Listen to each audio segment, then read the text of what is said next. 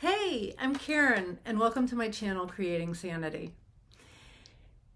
We are looking at things a little bit differently today, in more ways than one.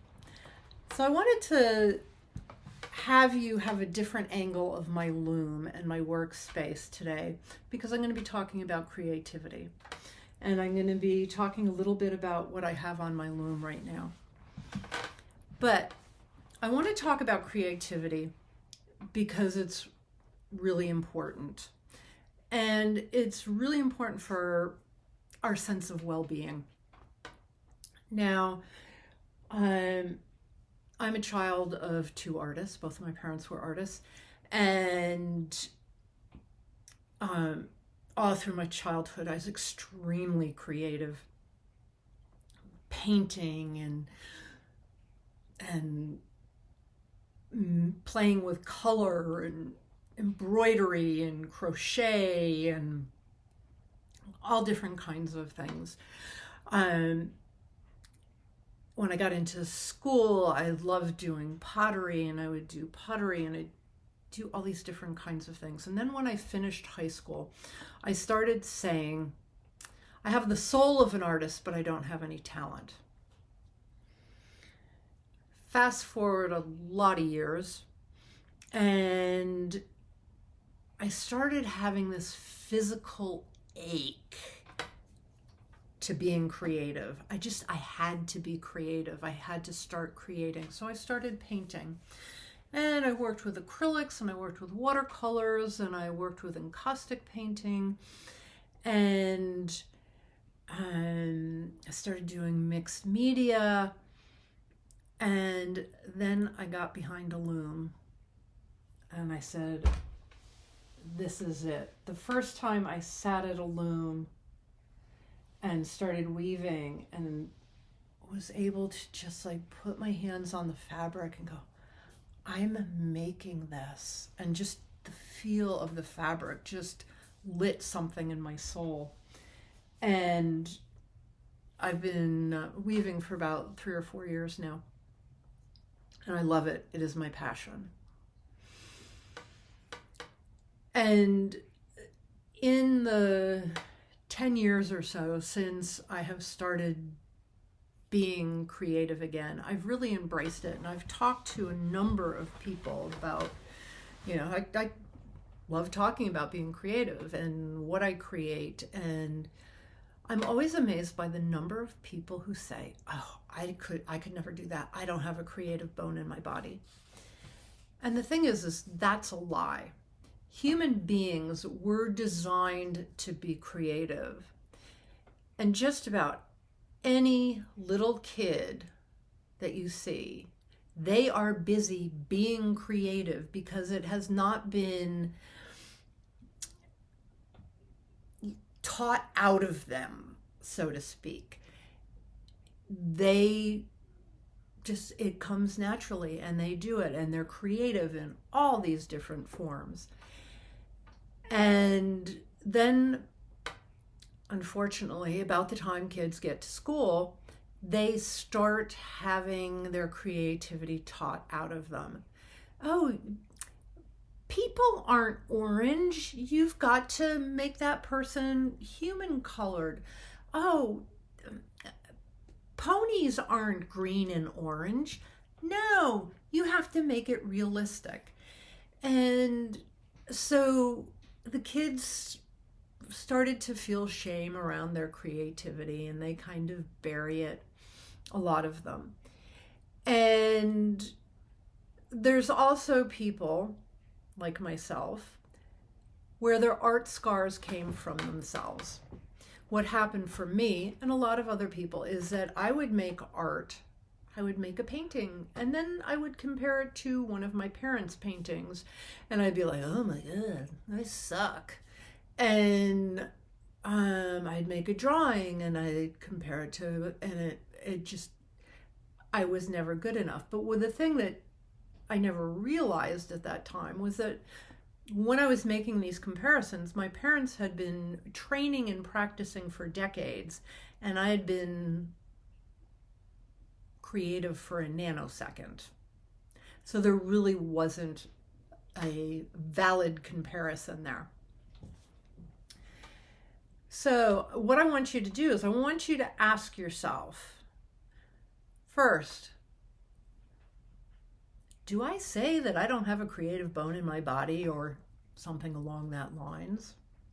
And if you answer that, you be honest, because you know if you're lying to yourself. If you are saying that, stop, because it's not true.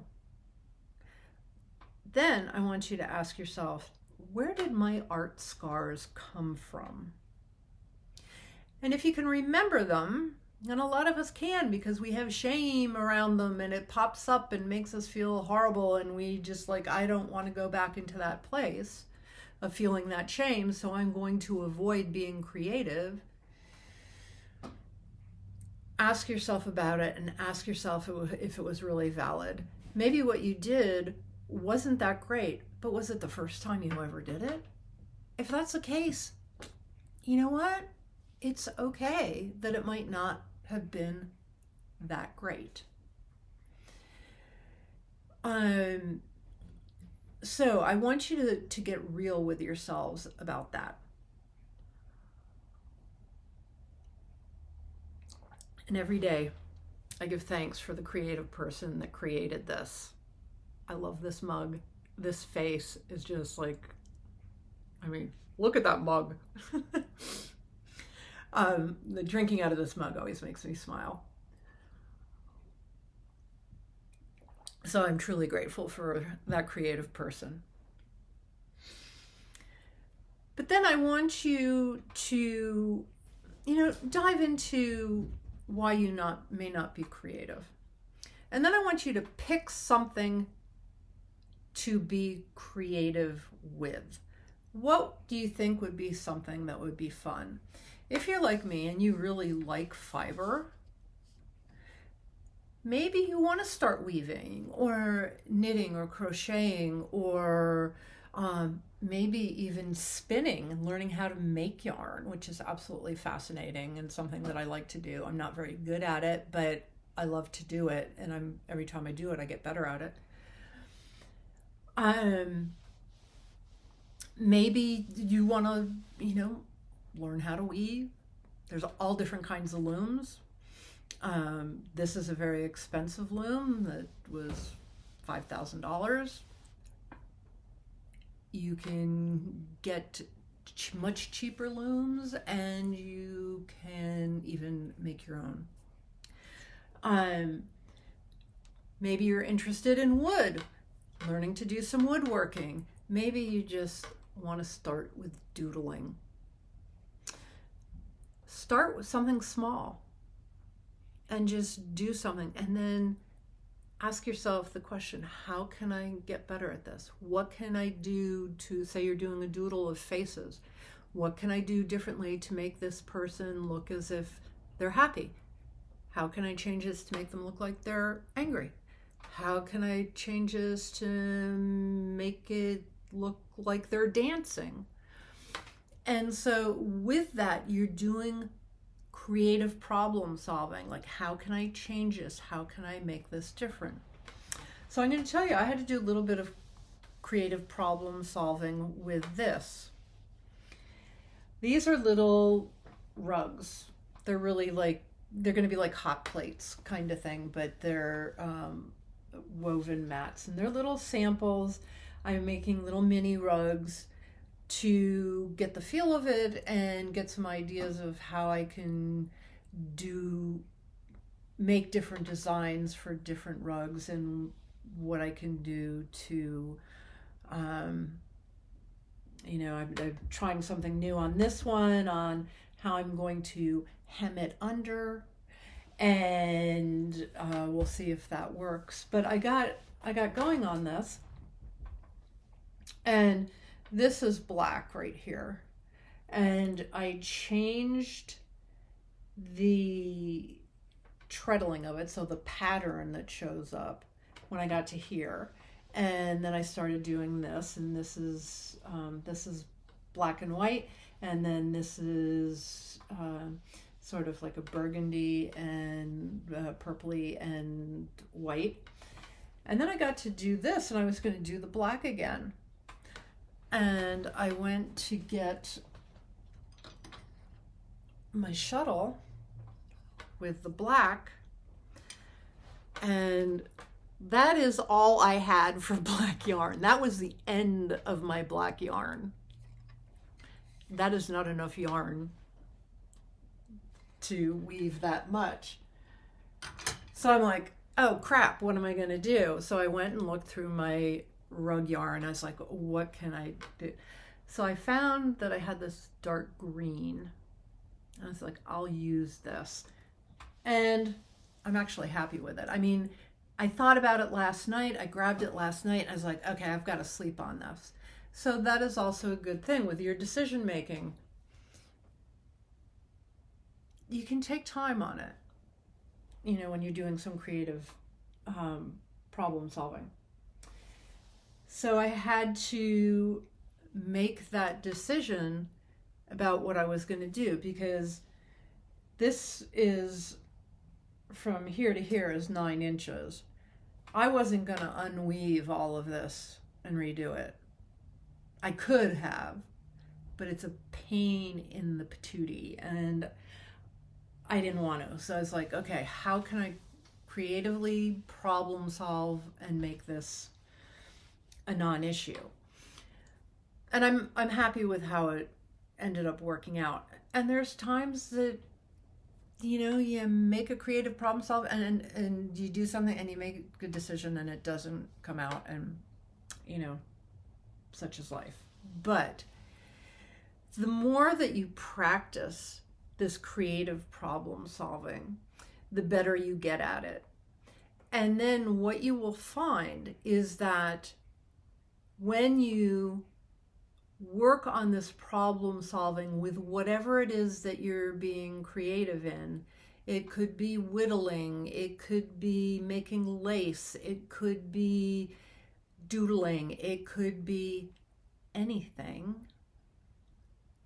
you will find that the more that you do your creative problem solving, it will start to spiral out into your life, and you are able to come up with creative problem solving for everyday life kinds of situations. So it really helps you to be able to see things outside of the box and come up with solutions to things. Now, what does this have to do with, you know, having a better mindset? When you're able to do creative problem solving, you are better able to come up with solutions to your problem that is making you feel less than stellar.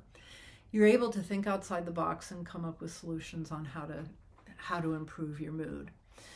Not only that, when you're being creative, you are also changing that neuroplasticity that we have in our brains that allows us to change our brains and the way that we function. So being creative can help you to get out of that mindset of like, oh, I've always been grumpy. Oh, I've always just sort of had a negative mindset. It can help to make that change. That being said, you have to take the initiative. Nobody can make you do or feel anything. You have to take control of yourselves. And being creative is a wonderful way to change your mindset, change your mood, change your life, and just help you to feel better about things.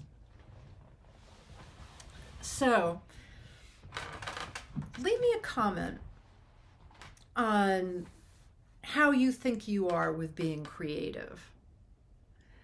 If you are a creative person, are you being creative? Because I know a lot of creatives out there. I have a number of friends who are extremely artistically talented and very creative, and they don't really do anything with it. Are you one of those people? Are you using your creativity? Are you being creative in your everyday life? And let me, leave some comments there. And if you're not being creative, I want you to start seeing how you can bring some creativity in your life and help spice up your life a little bit. Okay? I hope you found that this video was helpful to you and maybe sparked some ideas for you of things that you might be able to start being creative, some areas that you might start being creative. And leave me a comment if you think that this video might be helpful for someone. Share it, like, subscribe, and know that together we are creating sanity. Thanks. You take care. We'll see you next time.